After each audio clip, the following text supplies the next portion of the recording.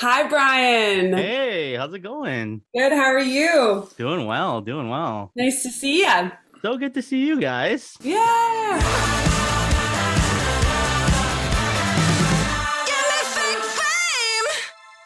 You been good? We've been really good. It's been a really fun release week. So, at, That's at good. first you get like a little bit nervous in your stomach, hoping that people like the song as much as you. But so far it's been amazing. It's been one of the best releases yet. So, Yeah. That's good. Well, I can confirm that yes, I like the song as much as uh, you guys. So, Hey, amazing. Brian. That's so cool. Thank you. so how's the last, I guess, year and a bit been for you guys? Well, I guess as a couple that works closely together, I can't imagine a lot has been too different for you guys. Or Well, it has been.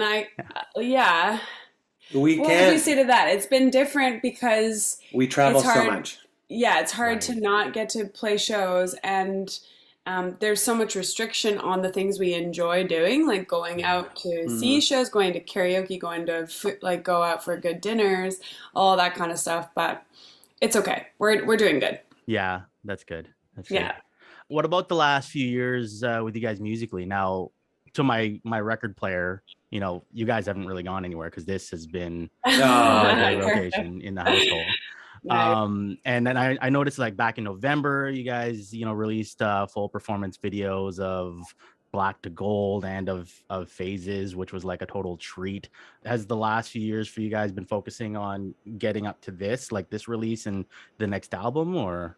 Yeah, we are this release. Every artist will say that their next release is special, but this one is really special for Danielle and I, because when the pandemic hit, we were in the middle of writing the record, Yeah. and then as a band, you start looking at other ways of doing online performances, and it kind of when the pandemic came, it kind of said like you don't need to rush to get music out right Mhm. now. And so we kind of just slowed down and dug a little deeper. And so this record is, I guess if, it feels like Dear Rouge, but it's deeper and more vulnerable. And I think that's the common thread with this album is that we tried to be as sincere as possible. We wanted every lyric to be something that Danielle has experienced or can sing, or that we've walked through together. We wanted to try to get real instruments on this record. Mhm. Even though the sounds may be similar to Dear Rouge of the past, we really stretched ourselves in the studio to get organic elements and trying to bring out that humanness in our As much project. as possible. Yeah. Not that our other projects haven't been out of sincerity and out of that organic place. But this one, we were pushing ourselves in that direction. And because of COVID and because of all the hardship that sort of the world was facing, it felt easy to sort of pull from that place where we're like, this can't be anything but the most authentic place that we're in. Like, we Mm. have to really communicate. Yeah. Well, and I commend you guys for that because that is the one thing that I found was sort of a common thread with people who were, facing sort of hardships and stuff with COVID is looking for something to connect with. Right. Mm. Mhm. And if your writing comes from a sincere place, people can tell that. People can really hear that. And like I very much hear that in, your song Fake Fame and almost like completely echo your sentiments with sort of the message of social media and the explosion of like quote unquote influencers and Yeah. kind of its overall destructive nature. Yeah. And it's like I feel like those sentiments are actually even being reflective creatively through music like I remember hearing the month ago like Our Lady Peace released a record about making stupid people famous, right? Yeah. And Yeah. it kind of feels like that is being reflected in the arts right now. Mhm. um do you think that we're reaching like this breaking point with social media and influencers? Yeah, I think that our eyes are being opened to what exactly it is and how far it's gone. Mhm. And just like everything that we do as a society, it feels like when something good comes around, it's like how far can we push that thing till like we can't get any more out of it. Yeah. And I do wonder what looks like for social media and all the online landscape, because it And just feels like there is a breaking point of like, okay, this is what it is. It doesn't even mean that we can't use it. Like we don't want to point our fingers at anybody and say like, why are we like, we're using it. We want to use it, but it's Yeah. like, what place is it taking up? What space is it taking up? And And it's how much is it giving to your life, or is it taking away from your life, you know? So those kinds of themes are important to ask ourselves as individuals and as a community, I feel. Because yeah, you're right. Like it's been a, you know, a very useful tool when used correctly. Yeah. And so you were saying, I remember reading a thing that saying that you off of your phone, you've completely taken out social media. Has that made a difference? I did it for a season. Do you well, want to and I was speak just, to it? this is kind of where the concept of the album or the sincerity of the album is. It's not just a song about fake fame. Yeah. It like came out of something that Danielle went through in a process, and that's where it's like, fake fame is a great single to start with because you know we want it to be catchy and hooky, and some people can think that we just wrote the song one day just thinking about that, but then Danielle went through this whole experience, which makes it on another level like so much real to us and less sort of preachy and more vulnerable. Yeah. Yeah, like I just took the socials off for, I think it was a season, like 6 months or something like that.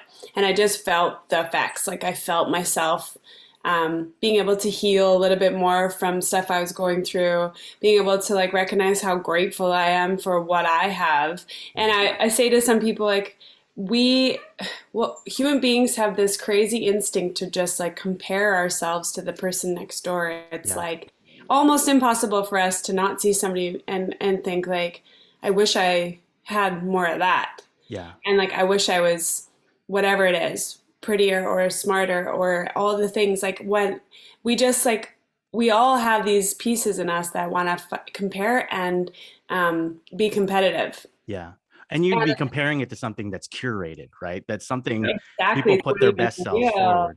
Julie, So I think it's just, and you know, there's a lot of studies coming out, like we read, like just some like percentages of people who deal with anxiety having it connected to social media being like the root of when it started. Mm-hmm. And so it's just, honestly, it's a matter of just being like asking ourselves these questions. And the song kind of, it's just kind of like the struggle that I kind of went through, and the song kind of burst out of that was just like, what is authentic? And let's try for that. And Yeah. there is authenticity in this landscape. It's Mhm. just like, how do I find it as an individual and put it on its proper shelf in my life?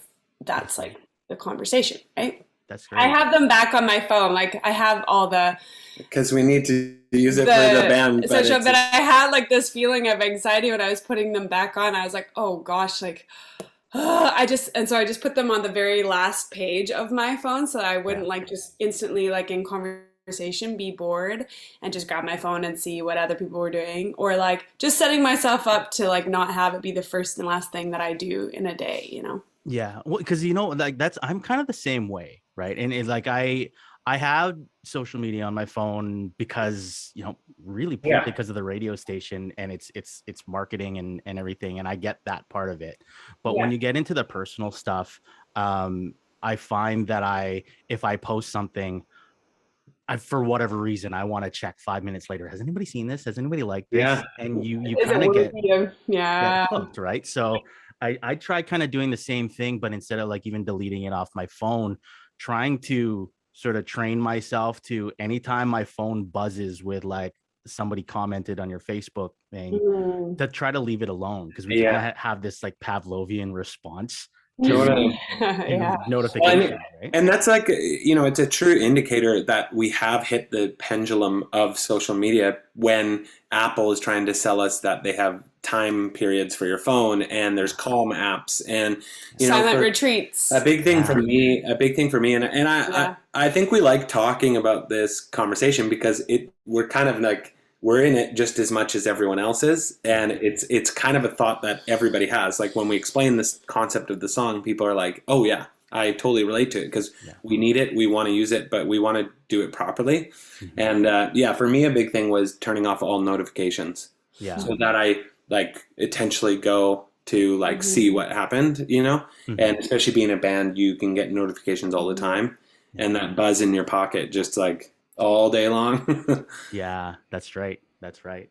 Well, that's cool because and I've said this to many artists and great songwriters such as yourselves that like a lot of what you do really helps people, really helps relate and helps them kind of navigate the kind of things that they're probably thinking about, but like, you know, guys like me that don't really have the sense to write songs or have a creative outlet for that, you know, it provides sort of this service to be like, yes, that's exactly what I'm thinking. Cool. I love that because we're all in it together. It's not like we're separate and we're just using our gifts just like you are to communicate something to make the world better. Like we just want to add more love and flavor and yeah, give language to some of these frustrations or fears or whatever we're all having. So it's just cool to be like we're all doing our part to like connect with each other, hopefully, you know, or trying our best to do that anyways. That's right. That's right. Okay. Well, before I let you go, I just want to ask a quick question with regards to then your third LP, which is going to be expected to be released early 2022. That's correct? Yeah, we kind of just there's no hard dates, but we'll be giving out more music this fall, and actually like a song that is showing the depth of the album.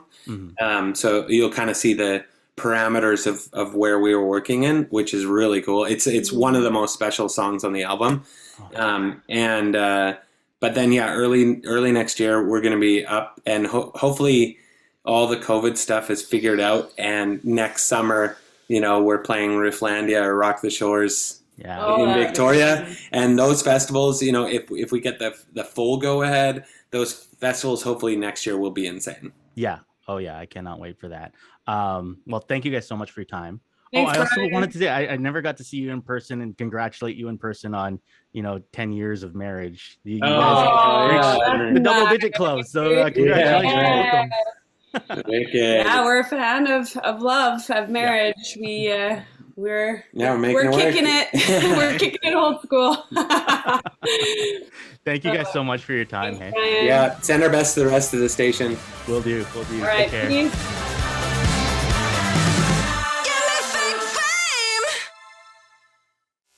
The Zone at 91.3.